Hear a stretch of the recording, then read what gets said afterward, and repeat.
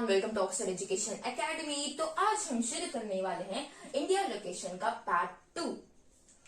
From Gujarat to Arunachal Pradesh there is a time lag of 2 hours. Hence, time along the standard meridian of India 82 degrees 30 minutes east passing through Mirzapur in UP is taken as the standard time for whole country. तो गुजरात और अरुणाचल प्रदेश दोनों में 2 hours का difference है। तो ये difference के चलते आप सोच रहे होंगे कि बहुत प्रॉब्लम हो रहा होगा लोगों में। ऑफ कोर्स, अगर टाइम का डिफरेंस होगा तो बहुत प्रॉब्लम होगा। जैसे कि ट्रांसपोर्टेशन में अगर आपको एयरपोर्ट से जाना है या रेलवे स्टेशन से जाना है तो अरुणाचल प्रदेश में एक टाइम होगा, गुजरात में भी एक टाइम होगा, डिफरेंट होगा। अगर अरुणाचल प्रदेश में सपोज 7 हो रहा है तो गुजरात में होगा 9। तो अरुणाचल यानी कि वो ईस्ट में है अरुणाचल, तो ईस्ट में सनराइज होगा तो पहले सनराइज कहाँ होगा? अरुणाचल प्रदेश, फिर गुजरात। तो इसके चलते 2 hours का डिफरेंस है। तो ये जो प्रॉब्लम कम करने के लिए हमारे पास है स्टैंडर्ड मेरिडियन। स्टैंडर्ड मेरिडियन क्या है? 82 degrees 30 minutes ईस्ट। तो ये स्टैंडर्ड मेरिडियन के चलते, वैसे स्टैंडर्ड मेरिडियन है क्या? स्टैंडर्ड मेरिडियन एक स्टैंडर्ड टाइम है जो कि ऑल ओवर इंडिया के लिए है स्टैंडर्ड टाइम। ठीक है, अब जैसे कि 2 hours का डिफरेंस है, बट हमने एक टाइमलाइन चूज किया है, एक स्टैंडर्ड मेरिडियन यानी कि स्टैंडर्ड टाइम को चूज किया है हमने। तो उसके हिसाब से ही इंडिया में हर जगह सेम टाइम होगा। अब जैसे वो स्टैंडर्ड मेरिडियन कहाँ पे है? Passing through Mirzapur. मिर्जापुर कहाँ पर है? In UP. ठीक है, नेक्स्ट है the landmass of India has an area of 3.28 million square kilometers. India's total area accounts for about 2.4% of total geographical area of the world. तो वैसे मैंने ये 2 पॉइंट्स ऑलरेडी पार्ट 1 में डिस्कस कर लिया था, बट फिर भी हम एक बार रिवाइज कर लेंगे।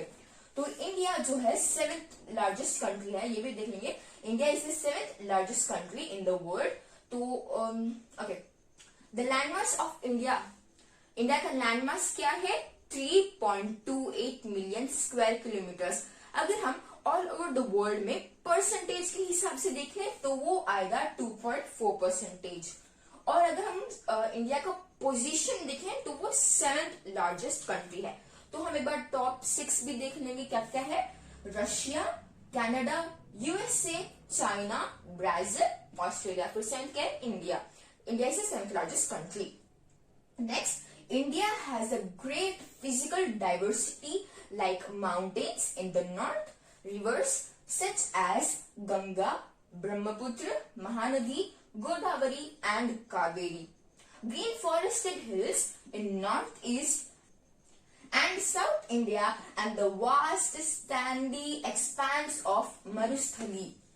तो इंडिया का जो फिजिकल डाइवर्सिटी है, जैसे कि mountains in the north, mountains जैसे कि हिमालयास नॉर्थ में हो गए, और रिवर्स क्या क्या है? Ganga, Brahmaputra, Mahanadi. Green forested hills in north east, green forested hills in north east and south, और वास्ट सैंडी एक्सपेंस ऑफ मरुस्थली।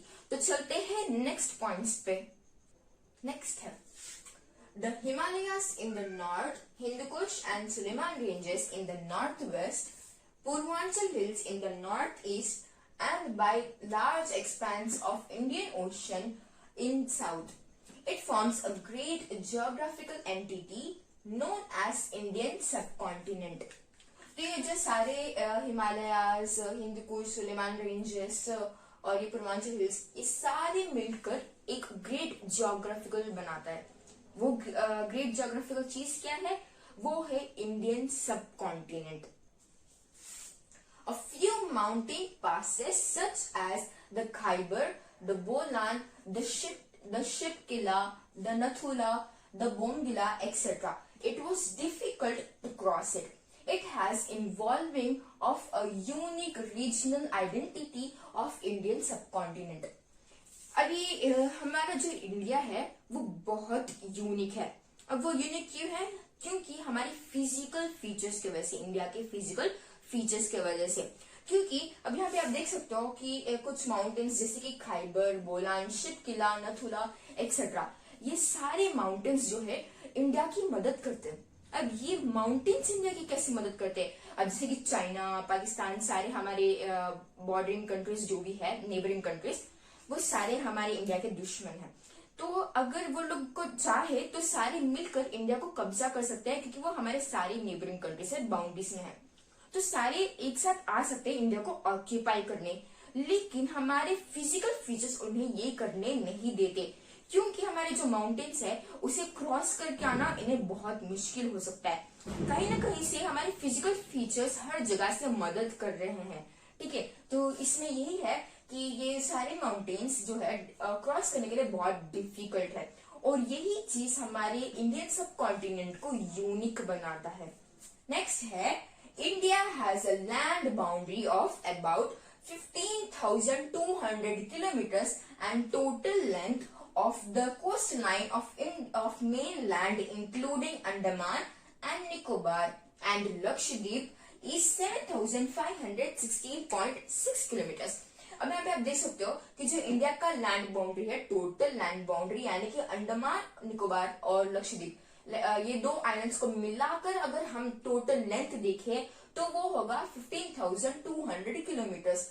लेकिन अगर हम सिर्फ इंडिया के मेनलैंड की बात करें तो वो होगा 7,516.6 किलोमीटर्स। तो ये वीडियो के लिए बस इतना ही। Thank you. Please like, share and subscribe.